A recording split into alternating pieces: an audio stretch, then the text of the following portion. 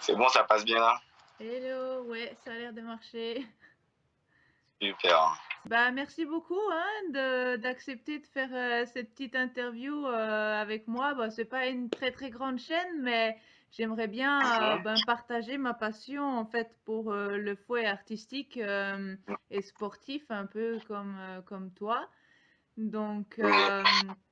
toi, tu es le créateur de Espace Tifueta, c'est ça?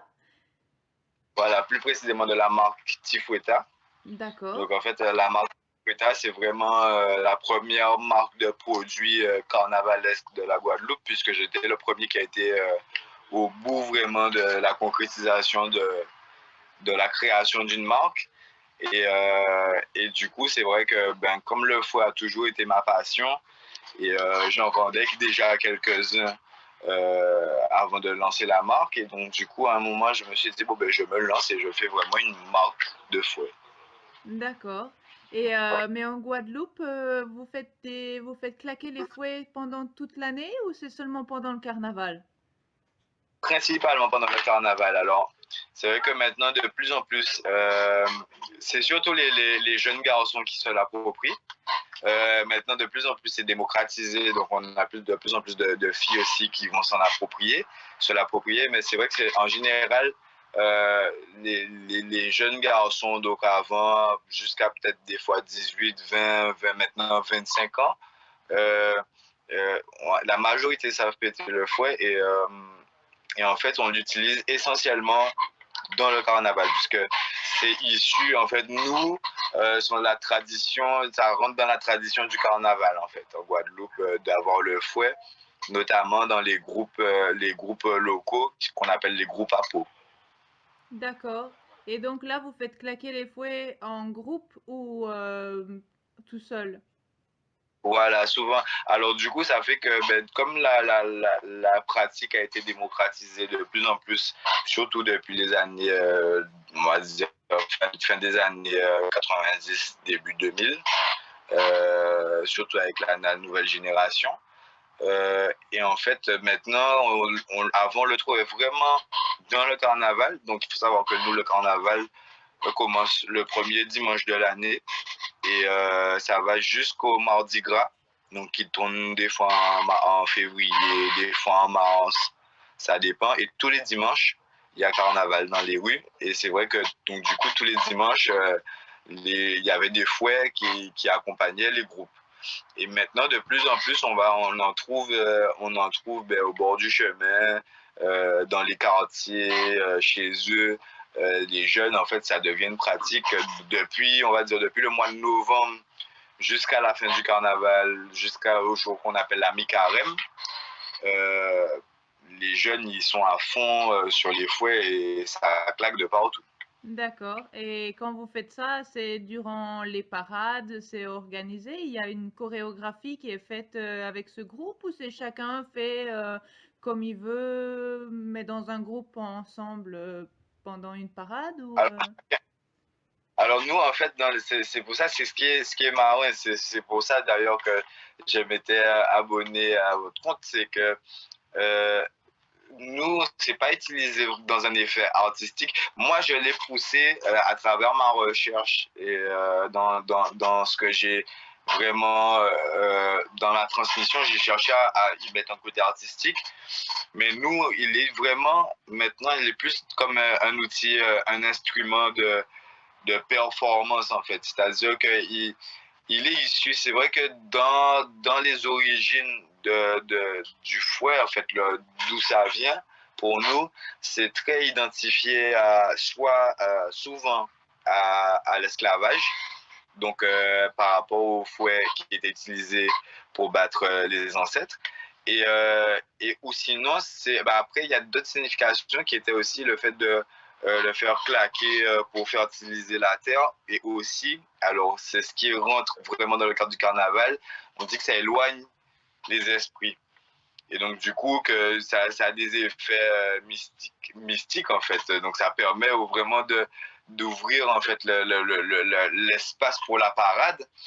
Et c'est vrai que nous, après, dans notre génération, on y a ajouter un petit côté performance, c'est-à-dire de chercher à obtenir le meilleur son, le son le plus important.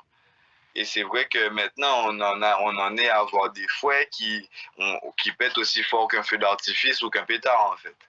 D'accord. Parce que dans la recherche, ils ont vraiment cherché dans les techniques, les types de cordes qu'ils utilisent et la manière de faire les fouets.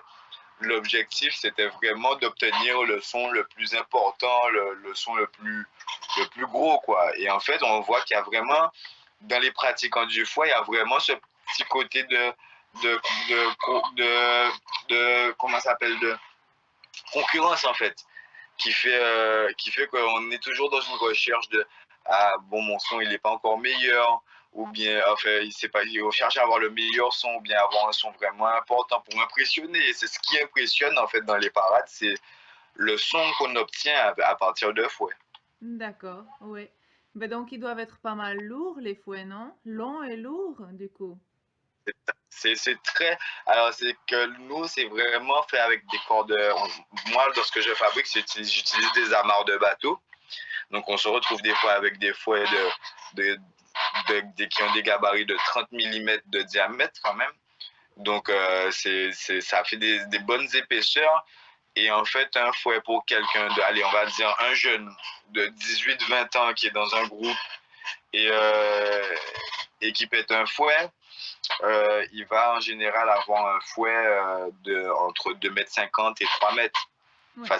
au niveau de la corde. Donc en Et fait, même tu le les diamètre. mesurais depuis, tu comptes le manche et après c'est toute la longueur jusqu'au craqueur, la mèche, ou comment tu les mesures? Alors, déjà, comment tu appelles ça, le cracker?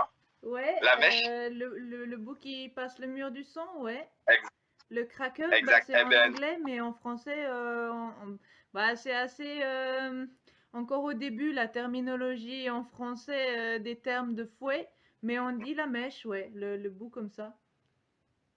on appelle ça, la mèche, on l'appelle le karata. Le karata. Oui, le karata. Et en fait, c'est parce qu'avant, c'est vrai que la Guadeloupe étant une île, au temps de la colonisation, donc au temps où le carnaval était de plus commençait à vraiment se démocratiser, pour faire des fêtes, on a composé avec les composantes, enfin, les ancêtres ont composé avec ce qu'ils a trouvé autour d'eux. Donc, étant une île, on avait accès à des cordes de pêcheurs. Donc, ils ont récupéré des cordes de pêcheurs pour faire l'élément principal. Bon, du bois, ils ont trouvé pour faire le manche. Et par contre, à l'époque, il n'y avait pas de petites mèches. Et non plus, il n'y avait pas de cuir. Le cuir était rare, en fait, dans les îles. Donc, c'était pas quelque chose qu'on pouvait trouver pour mettre en mèche. Et en fait, ce qu'ils faisaient, c'est qu'on a une plante ici. C'est dommage, je l'ai pas avec moi, je l'ai pas de, mais c'est une plante ça s'appelle Sansevieria, je crois, qu'on appelle plus communément langue à belle-mère. Comment ça Et en s'appelle? fait, Langue à belle-mère? comment? Comment elle s'appelle, la plante? Langue à belle, enfin, dans le commun, on l'appelle langue à belle-mère. Langue à Langue à belle-mère. belle-mère. Ok. Voilà. Et en fait, c'est une plante qui est fine. Et en fait, quand on la gratte à force de la gratter, on retire son écorce et la sève et on récupère, ça fait des fils. Et en fait, avec ces fils, on natte les fils.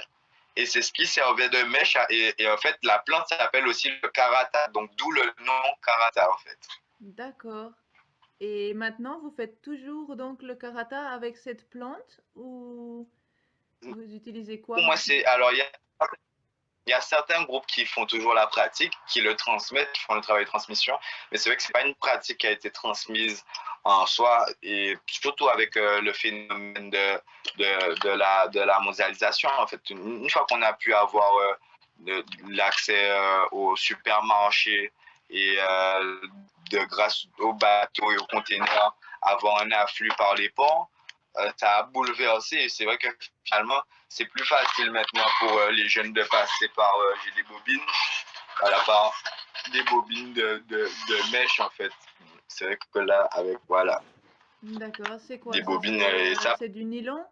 ça ouais, je crois que c'est on retire le nylon qui est à l'intérieur justement, mais on garde juste la mèche, la corde qui est autour.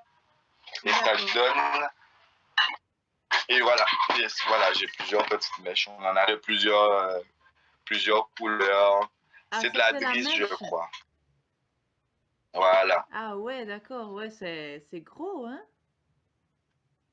Et c'est vrai qu'on utilise, et au plus gros, par exemple, enfin, c'est pas le plus gros, mais là, on est sur, par exemple, du 12 millimètres. Et ça, comme je dis souvent, c'est vrai que à travers notre carnaval, ça draine, il y a certains quartiers où ça draine une population compliquée. Et des fois, en période, c'est vrai que dans des quartiers où il y a de la violence parfois, on a tendance à confondre fouet et balle de fusil. D'accord. Et tellement la détonation du fouet, Ouais.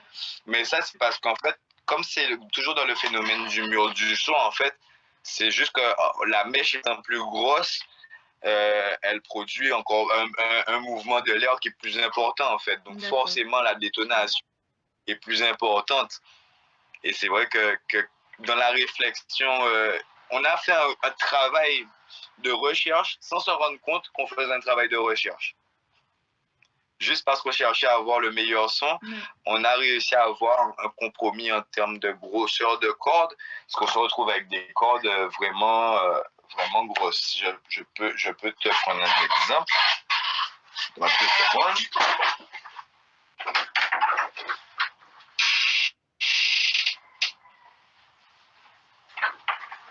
Voilà,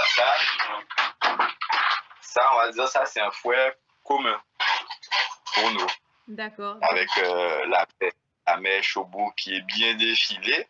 Ah Et ouais, la mèche est vraiment énorme, hein. Comparé, tu vois, les miens, c'est peut-être oui, 3 millimètres de diamètre. c'est ça. Comme je travaille beaucoup en intérieur, j'essaye d'avoir des mèches qui font pas forcément trop de bruit non plus, parce que c'est vrai que les gens qui sont assis, ben, ça leur casse les oreilles avec les enfants.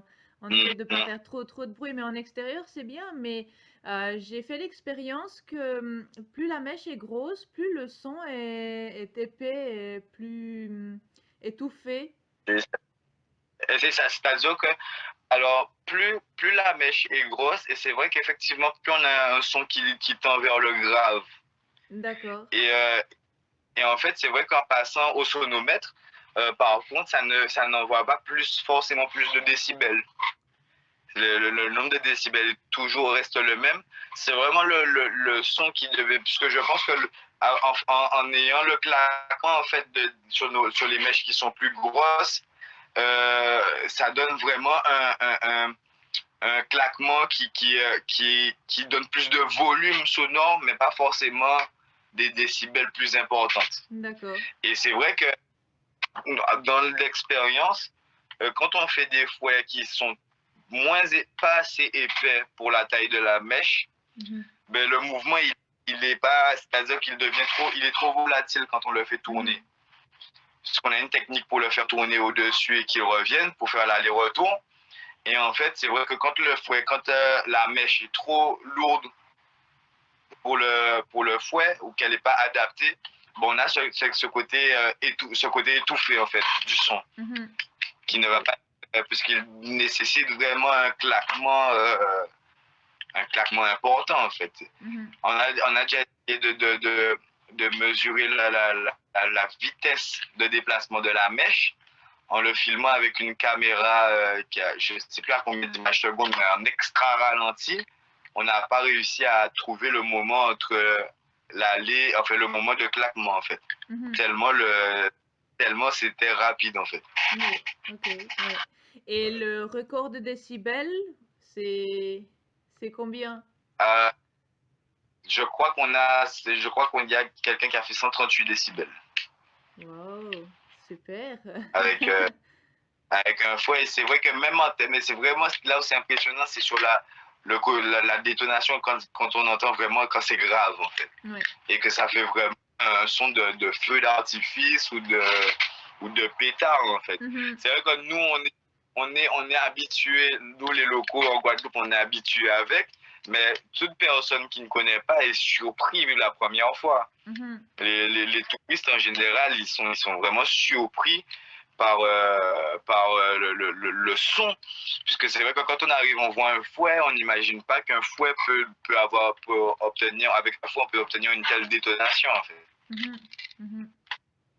Donc en fait, Donc c'est là que ça. le carnaval, c'est un peu... Moi, je viens de Suisse, et en Suisse, il y a encore deux, trois villages qui font justement ça en début et à la fin de l'hiver pour justement chasser les mauvais esprits de l'hiver.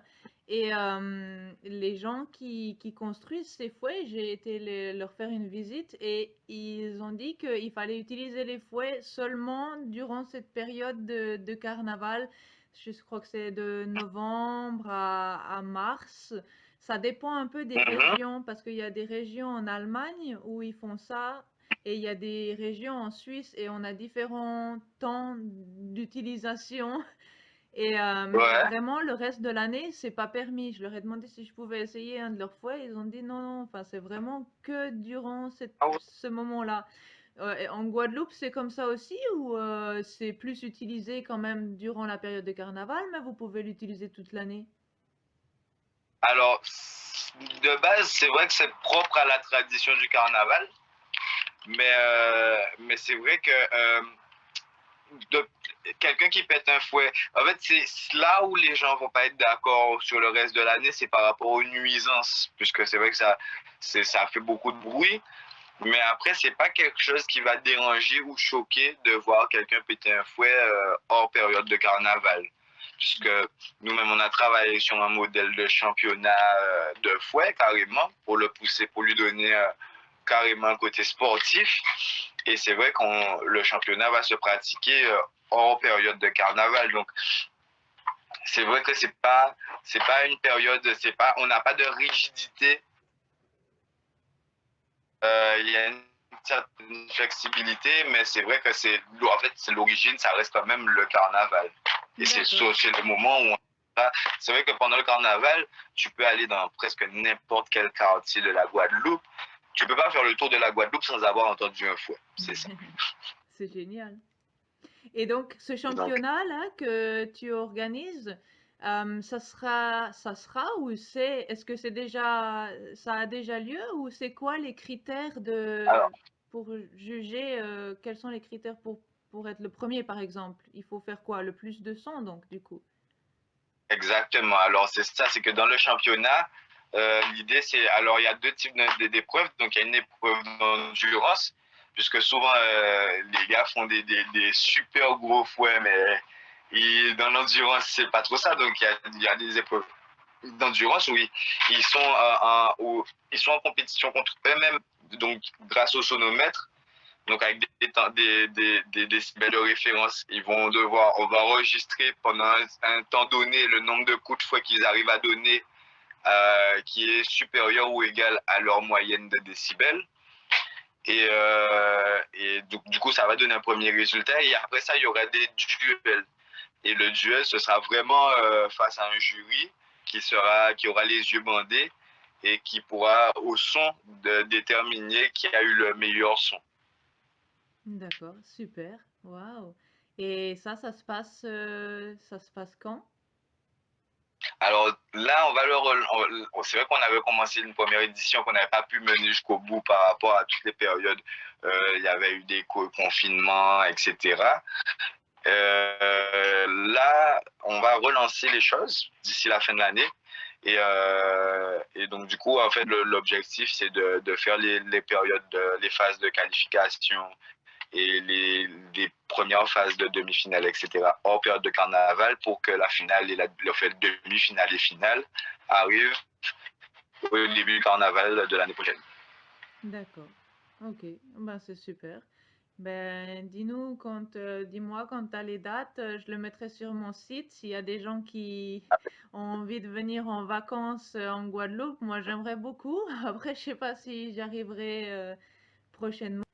Moi, le meilleur pour venir, c'est la période du carnaval parce que tu pourras voir et pendant la semaine découvrir la Guadeloupe et tout ce qu'elle réserve comme surprise. et pendant les week-ends, vivre vraiment le carnaval, à, le voir le carnaval. C'est vrai qu'on a un carnaval riche en termes de diversité, puisque on a des choses uniques dans la Caraïbe comme les fouets. On a des groupes qui sont dans les idées de costumes qui sont eux aussi uniques. Et c'est vrai on a vraiment une vraie diversité dans notre carnaval et c'est ce qui fait la richesse et la beauté de celui-ci, en fait. Ah, ça doit être super, ouais. Vraiment, ça doit vraiment être En tout chouette. cas, franchement, tout le monde, j'invite tout le monde à venir découvrir parce que il faut découvrir la Guadeloupe et son carnaval. Bah ouais, allez-y, hein. Alors écoutez, Livio, et allez, on se rejoint tous les Whipcrackers à la Guadeloupe pour le carnaval prochain ou pour un prochain. Voilà. En plus, il fait nettement plus chaud que le carnaval en Suisse. Oui.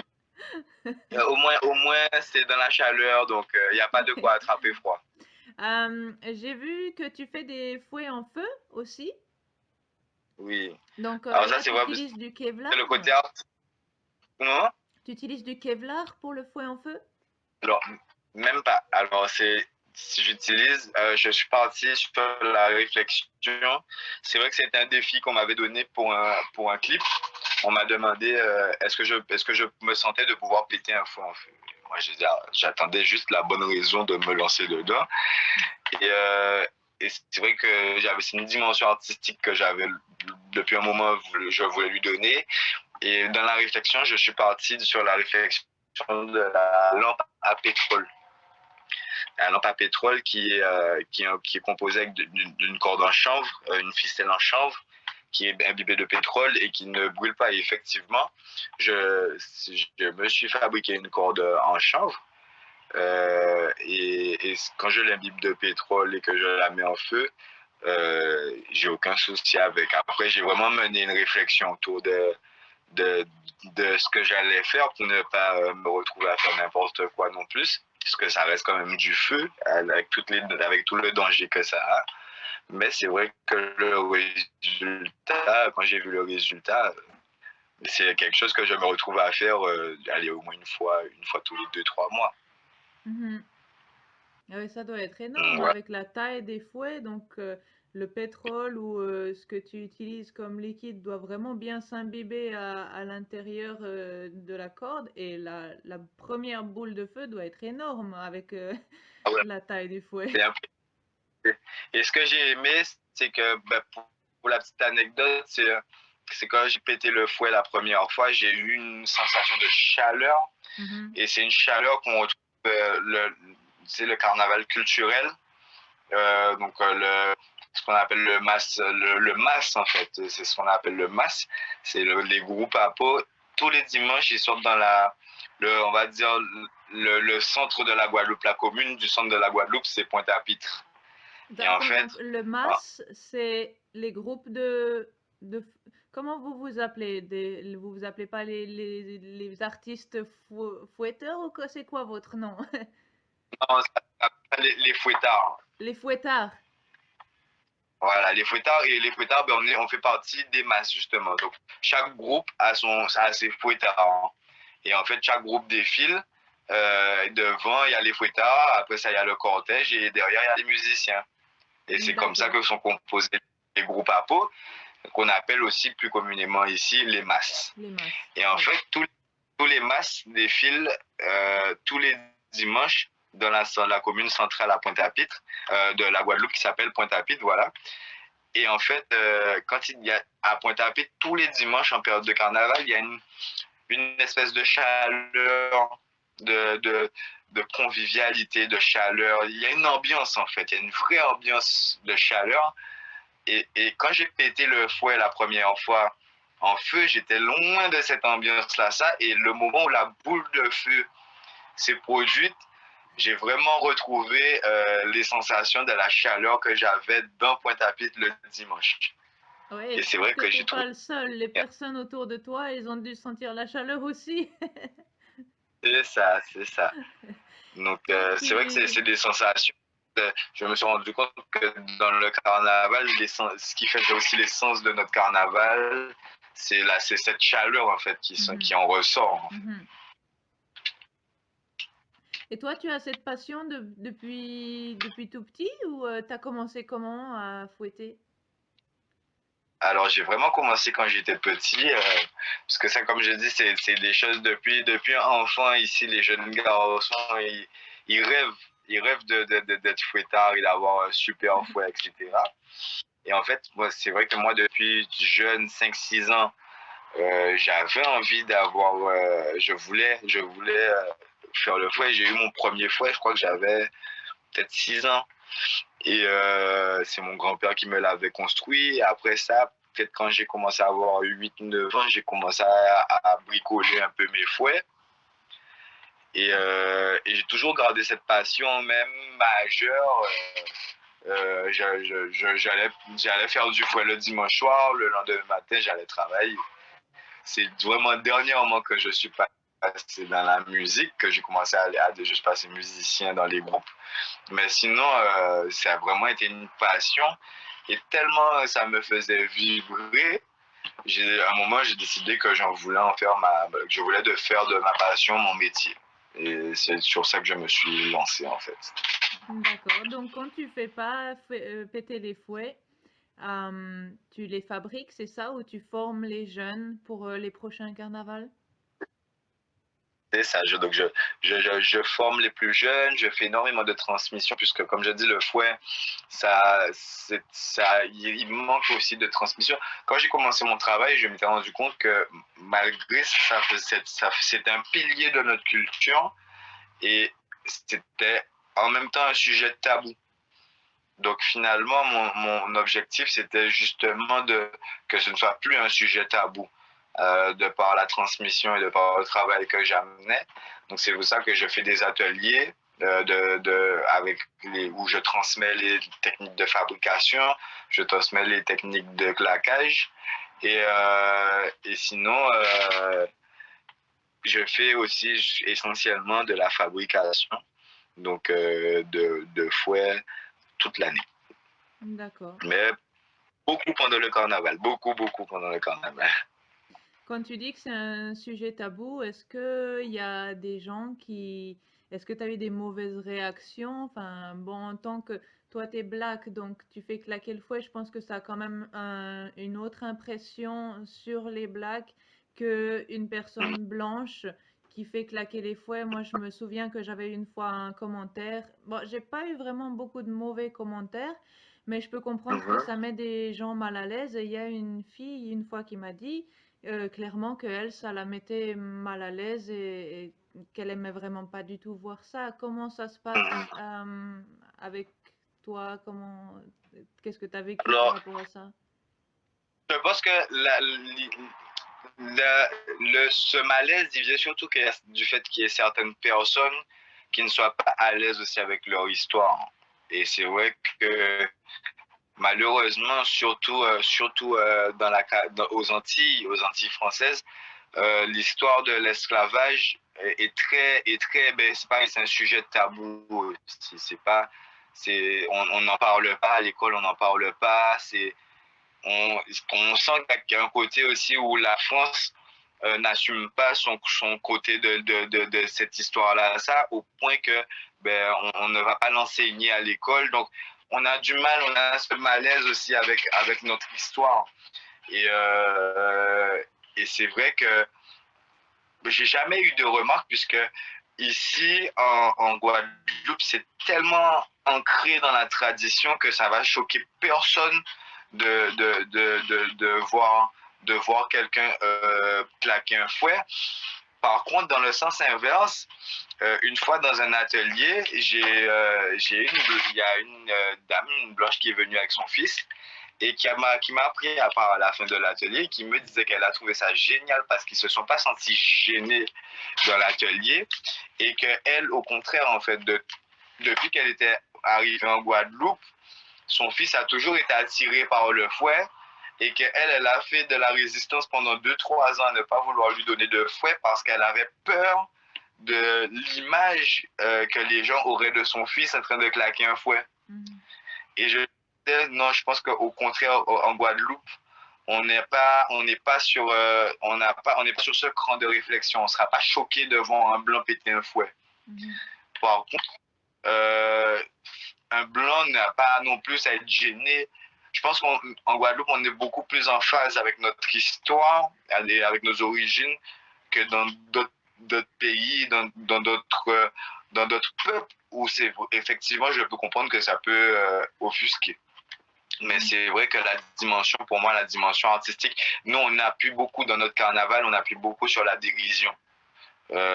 Puisqu'il faut savoir que quand dans l'histoire, ça vient de l'origine, franchement, ça vient de notre ADN, de notre mémoire personnelle, karmique, on va dire, puisque on est des descendants d'esclaves, même si on a été quelque part mélangés. Moi, je dis, on a tous été à un moment reçu, surtout aux Antilles, puisque même depuis l'esclavage, il y avait déjà du métissage qui se faisait. Donc, on est certainement descendants d'esclaves et descendants de colonisateurs à la fois. Donc, on a les deux, mais c'est vrai qu'on est descendants d'esclaves, on garde cette mémoire, on garde certaines traditions. Et quand les esclaves ont été autorisés à faire le carnaval pendant l'esclavage, c'était le seul moment où ils pouvaient parodier un peu et mettre en dérision le colon. Et donc, du coup, c'était le seul moment où ils pouvaient s'habiller comme les colons et du coup, utiliser les objets des colons.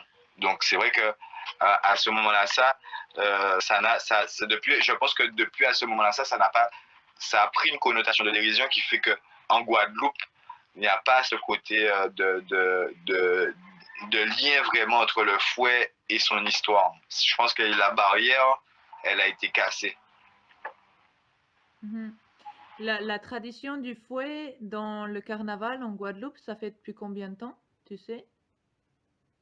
Alors, dans le carnaval, c'est pas si vieux que ça. Alors, le problème, c'est que notre culture n'a pas d'institution. Donc, on n'a pas de. C'est beaucoup. Notre culture et nos mythes, on va dire nos mythes et légendes ici sont très transmis par du bouche à oreille. On n'a pas beaucoup d'écrits, on n'a pas beaucoup d'archives qui nous permettent de savoir. Donc, quand la manière dont c'est utilisé et dans les groupes aujourd'hui, c'est issu des années des années 80, non peut-être pas 90, mais du 20e siècle. C'est récent encore, puisque c'est vrai que c'est à l'arrivée des groupes comme on les connaît aujourd'hui qu'il y a eu un fouettard qui s'est mis devant le premier groupe et puis ça a fait ses déclinaisons. Mais à ce qu'il paraît, c'était déjà utilisé dans le carnaval depuis bien plus longtemps par d'autres groupes bien plus anciens. Mais le problème, en fait, c'est qu'on n'a pas il n'y a pas d'écrit, il n'y a pas d'archives, il n'y a pas de choses où on peut dire oui, selon tel écrit ou telle chose, ça date de telle date. Ok, super. Écoute, je vais pas prendre plus de ton temps. C'est vraiment super chouette d'avoir pris partie à cette interview. Ça me fait super plaisir de pouvoir parler avec toi et puis de découvrir la culture du fouet à la Guadeloupe. Je voulais juste vous dire encore que j'ai vu que tu as maintenant, il y avait un espace Tifouetta, j'ai vu dans une interview, je pense que ça c'est là où tu fais les fouets, qui est devenu maintenant Creole Factory, c'est ça? Où vous avez plein de produits, hein? Donc vous avez les fouets, des tambours, enfin dis-nous tous les produits que... Alors chez Creole Factory, c'est vrai qu'on a élargi puisque toujours dans l'idée de mise en valorisation de la culture, comme je l'ai fait avec les fouets. On a à Creole Factory, on propose des tambours, on propose des chachas, on propose pas mal de produits indispensables au carnaval, au masses, et aussi d'autres produits faits par des artisans. Donc on a un maroquinier local qui propose des sacs artisanaux. On a aussi des produits, on a un artisan qui prépare des liqueurs, des sirops à base de plantes, parce qu'il faut savoir qu'on a une richesse dans la biodiversité, dans la flore en Guadeloupe. Et c'est vrai qu'on a beaucoup de plantes qui ont des bienfaits, etc. Donc c'est vrai que c'est pareil, ça s'est mis en avant. Donc chez Creole Factory, en fait, l'idée c'est vraiment de faire vivre la culture. Donc même de la musique, on fait des concerts. C'est vraiment un espace. C'est à vous tous. Si le jour où vous venez en Guadeloupe, si vous voulez une image de la Guadeloupe, vous êtes les bienvenus chez Creole Factory. Ah, merci, c'est super. Et donc tous ces produits que tu parles, donc j'ai vu il y a des tasses qui sont super jolies, il y a les fouets bien évidemment, il y a les tambours, les sirops. On les trouve sur ton site internet? Alors, j'ai pas encore fini le site internet, mais je touche du bois.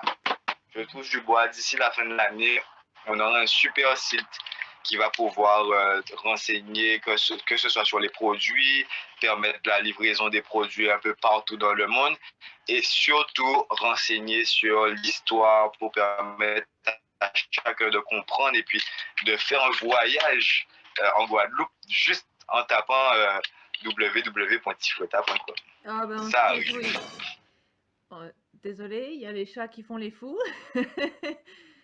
On se réjouit vraiment. Et maintenant, si on veut commander un fouet ou quelque chose d'autre, donc on les voit, je pense, sur ta page Instagram. Je mettrai les liens en description.